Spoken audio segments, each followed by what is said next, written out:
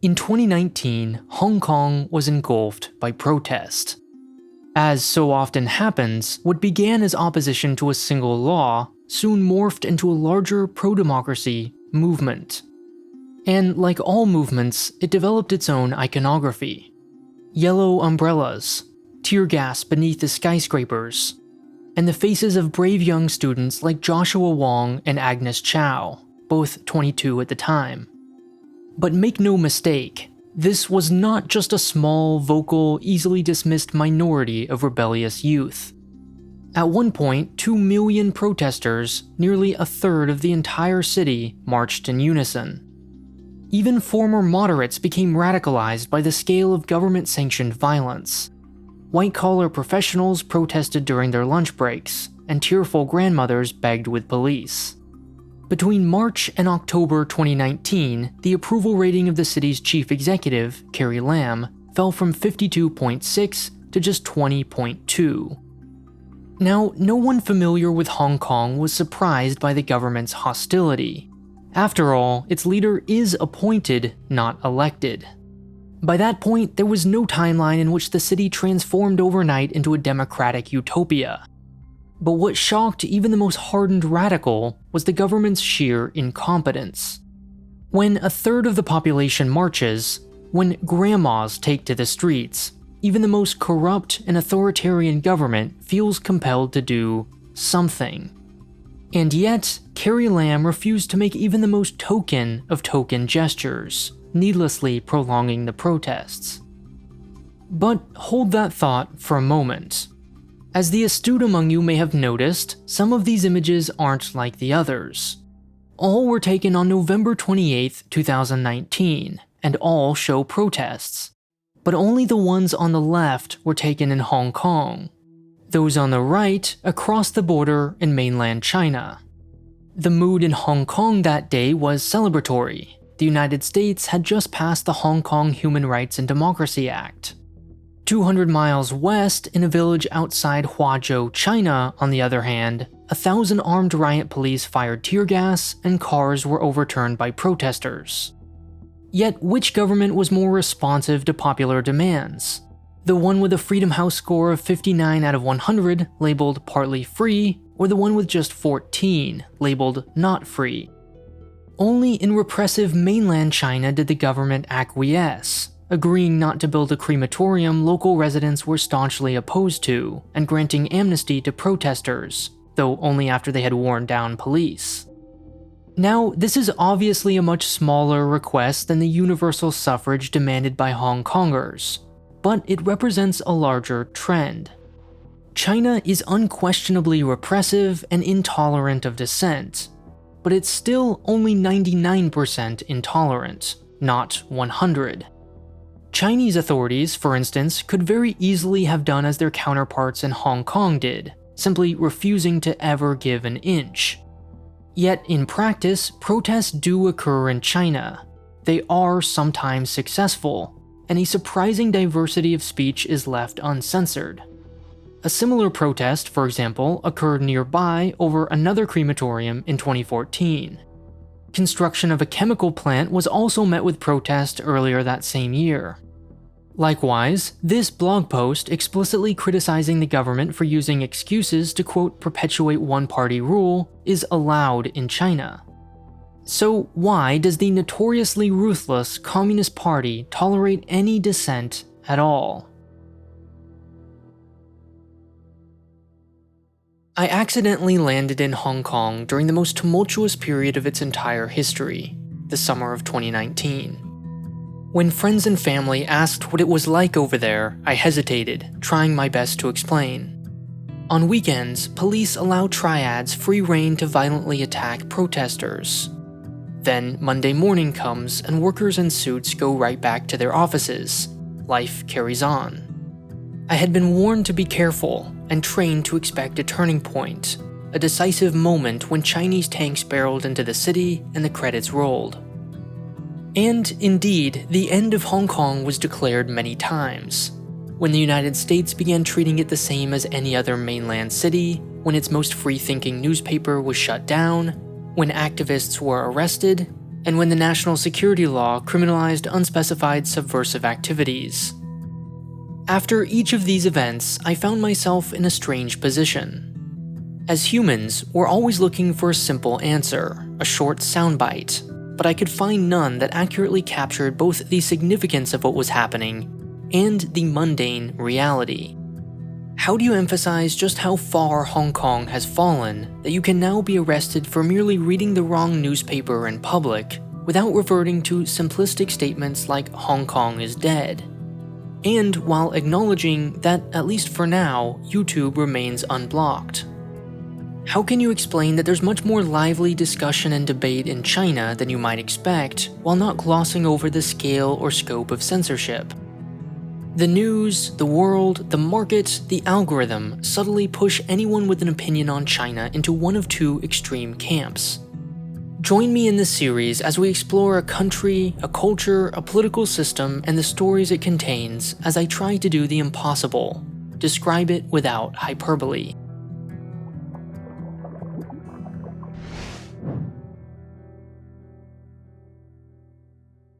China is a decentralized dictatorship.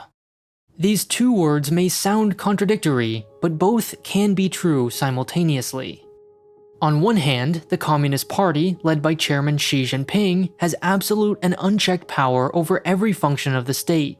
There's no real separation of powers, checks and balances, or effective limits. But at the same time, as we saw in the previous video about Chinese corruption, ruling over 1/5 of humanity requires extensive delegation. The largest Chinese cities are equivalent to moderate-sized countries. And this incredible scale affords local authorities considerable leeway. They may be bound by vague mandates like maintain growth, but how they accomplish that is largely up to them. And while local governments are ultimately at the mercy of the central one, the two don't necessarily share the same goals. The central government, for instance, is much more tolerant of criticism, with some exceptions. How do we know? Because these three researchers analyzed a sample of 3.6 million Chinese language posts across 1,300 websites during the first half of 2011. What they found is that whether a post was critical or supportive of the state had no significant effect on whether it would be censored or not. These posts, for example, were all left alone, despite one accusing party officials of having mistresses, and another openly calling the one-child policy, quote, coercive and depriving. One or two uncensored critiques here and there may seem like accidents that slip through the cracks. But here you can see the relatively low level of censorship even for controversial current events. Don't underestimate the scale or sophistication of this effort. Virtually all censorship occurs in a post's first 24 hours. And if China truly saw all criticism as an existential threat, it would spare no expense hiring as many censors as necessary. So why deliberately choose to allow the airing of some fairly harsh dissatisfaction? Because it serves an important function for the central government. Remember, controlling cadres is a legitimately hard problem. Many are incentivized to use their positions of power to lie, steal, and cheat for personal gain. As we saw, some of that lying, stealing, and cheating is tolerated for the sake of national goals like economic growth. But not all. Some stealing is only good for the thief himself. The central government does its own investigative reporting by, for example, producing TV shows highlighting corruption and mismanagement around the country. But it just doesn't have the capacity to police its own police. That's where angry villagers come in. Popular criticism and even protest help Beijing solve the principal agent problem by putting pressure on local officials from below. These local governments, on the other hand, are much more ruthless. Not only does dissent serve no purpose to them, it actively threatens their careers. Their first instinct is almost always to repress, arresting, fining, beating up, and even hiring thugs to harass problem citizens. But there's another reason the central government tolerates some dissent. Conventional wisdom suggests all criticism threatens the powers that be. So when the world is exposed to images and videos of unrest inside China, we extrapolate that to mean the regime is fragile. We assume Chinese citizens are usually so docile that any hint at dissatisfaction is perceived as the imminent collapse of the Communist Party. Yet time has proven otherwise. Take, for instance, what seemed then like the most existential of threats, the early days of COVID-19. Li Wenliang, a doctor in Wuhan, warned colleagues of a new coronavirus in a private WeChat group on December 30th, 2019, 2 weeks after the first hospitalization. The very next day, Li was summoned by police for questioning and denounced for spreading rumors. On January 18th, China told the World Health Organization that there was, quote, no clear evidence of human-to-human transmission. Just 5 days later, the 11 million person city of Wuhan began a lockdown that would last 76 days. After Li died on February 6th, the Chinese internet was flooded with hashtag I want freedom of speech.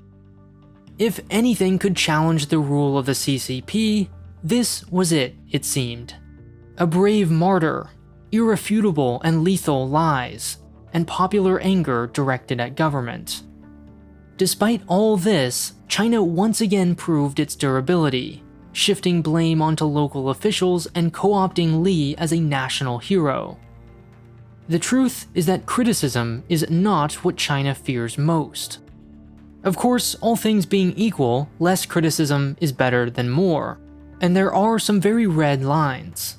But criticism is also an implicit vote of confidence in the system. What the central government wants is, above all else, legitimacy. And legitimacy is not the same as complete satisfaction. It's okay, within limits, to have and voice problems, as long as those problems can be solved by and within the Communist Party. This is what China means when it says Western-style democracy is but one version of democracy. There are other ways, it insists, for the majority to have a say in government. On paper, for instance, every citizen has the right to make what's called a petition. Say you feel you've been wronged by the state. Maybe your land was appropriated, or maybe you just think the roads are too uneven. You have the right to petition, and the government has an obligation to reply. In practice, petitioning is the bureaucratic child of the DMV and the United Airlines call center. Delivering your petition means traveling, at your own expense, to an often dirty, poorly lit, and chairless reception window. If that fails, you work your way up the ladder until you end up at the Supreme Court of Petition windows in Beijing, where 1% of petitioners are successful. And by successful, I mean given a letter of apology that you can hang on your wall. Still, the appearance of recourse is important. What's completely unacceptable is anything even vaguely resembling an alternative to the party. Communist Bulgaria, which had a similar system, saw a dramatic decline in petitions before it fell. Not because citizens suddenly had fewer complaints, but because they had no more faith left in the system. The same researchers from earlier found that individual posts mentioning sensitive topics are often left uncensored on their own, but later become censored if they coalesce into a movement, a rallying point for collective action independent of the state. Watch in these graphs, for example, how a topic was left largely uncensored until it saw a sudden burst of attention, during which almost everything was censored, before returning back to normal. What was being said was less important than how much momentum it had. In 2015, a former state television reporter created a documentary called Under the Dome about the country's environmental crisis. The video was praised by the Minister for Environmental Protection, approved by film censors, and the People's Daily compared it favorably to Al Gore's An Inconvenient Truth. But after receiving 300 million views, it was abruptly taken down. What was once explicitly approved suddenly became completely unacceptable after going too viral. Criticism is okay, until it's not. And the line between acceptable and unacceptable is nearly impossible to predict ahead of time. One scholar likened Chinese censorship to an anaconda on the chandelier. The prospect of having a lethal predator hovering above one's dining table is terrifying. But over time, you do mostly get used to it. You learn that, for the most part, you can do and say as you please. An anaconda, after all, only attacks when it feels threatened. But if one day you do move ever so slightly too fast and the snake is caught off guard, it will strike with unstoppable force, falling from the ceiling and suffocating your entire family. To the average citizen, however, the anaconda is not the Chinese government, a singular, nebulous, and ultimately meaningless entity. As far as the average person is concerned, local authorities are taking away their land, building dangerous chemical plants, and refusing to fix their roads. By issuing only vague, innocuous directives from afar, Beijing is shielded from criticism. Its only job is to announce bold-sounding initiatives, leaving the ugly implementation details to the provinces. In reality, the central government often plays the good cop to the local government's bad cop, but it's perceived as a savior, protecting the interest of citizens from corrupt local cadres, always after the little guys. This is why the regime is so durable. Not because its citizens don't have complaints, but because this division of labor is explicitly designed to redirect dissatisfaction away from central authorities. Why would citizens ever associate their problems with the highest levels of the party, whose decisions are deliberately so far removed from their daily lives? Likewise, how can any individual person possibly observe the extent of their own censorship?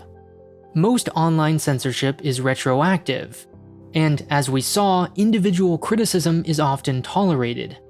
Only in the aggregate, when criticism snowballs into a movement, are the majority of posts censored. From any one person's perspective, there appears to be fairly vibrant discussion and debate. So long as you manage never to scare the anaconda, the illusion of relative freedom is maintained. You slowly and subconsciously learn the art of self-censorship, the ways in which you can cleverly rephrase an idea and make it acceptable.